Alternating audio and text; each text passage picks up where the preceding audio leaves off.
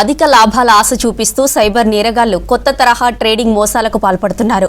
రోజురోజుకు ఈ మోసాలు పెరుగుతుండగా కోట్ల వరకు నష్టాలు నమోదవుతున్నాయి. రాష్ట్ర వ్యాప్తంగా చూస్తే ట్రేడింగ్ మోసాల ద్వారానే రోజుకు కోట్ల వరకు బాధితులు కోల్పోతున్నారు. ఇక ఆశ్చర్యకరంగా ఈ మోసాల్లో ఎక్కువగా బాగా చదువుకున్న వారే బలవుతున్నారు.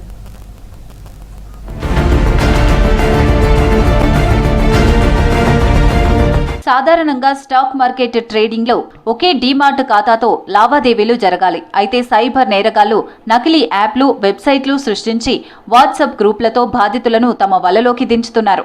మొదట చిన్న మొత్తాల్లో పెట్టుబడులు పెట్టించి లాభాలు చూపిస్తూ నమ్మిస్తారు. ఆ తర్వాత భారీ పెట్టుబడులు పెట్టేలా ప్రలోభ పెడతారు. డబ్బులు చెల్లించే టైంలో మాత్రం యూపీఐ, ఆన్లైన్ బ్యాంకింగ్తో పలు బ్యాంకు ఖాతాలను ఇచ్చి వాటిలో డిపాజిట్ చేయమని సూచిస్తారు. ఈ దశలోనే అనుమానం వస్తే మోసం బయటపడే అవకాశం ఉన్న అధిక లాభాల ఆశతో బాధితులు జాగ్రత్తలు తీసుకోకుండా డబ్బులు కోల్పోతున్నారు. Trading fraud, investment fraud and digital fraud సంబంధించిన కేసులు తీసుకొని దాంట్లో ఎక్కువగా అమౌంట్స్ అంటే ఈ ఫ్రాడ్ అమౌంట్స్ ఎక్కడెక్కడ ట్రాన్స్ఫర్ అయినాయని ఒక 151 మ్యూల్ అకౌంట్స్ని ఐడెంటిఫై చేయడం జరిగింది. ఆ అకౌంట్స్ హోల్డర్స్ని, తర్వాత ఆ అకౌంట్స్ ఓపెన్ చేయడానికి ఎవరు సహకరించారు అనే దాని మీదే ఈ ఆపరేషన్ ఆక్టోపస్ అనేది స్టార్ట్ అయింది.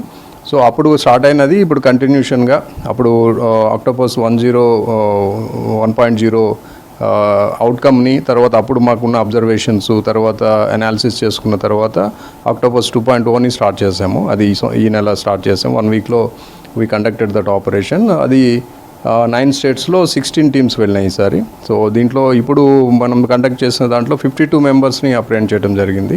దీంట్లో కూడా ముఖ్యంగా కాన్సన్ట్రేషన్ అంతా కూడా ఈ మ్యూల్ అకౌంట్స్ ఓపెన్ చేయడానికి సహకరించిన వాళ్ళు బ్యాంకర్స్, ప్రత్యక్షంగా పరోక్షంగా సహకరించిన బ్యాంక్ ఎంప్లాయీస్ని మనము అప్రెంట్ చేయడం జరిగింది.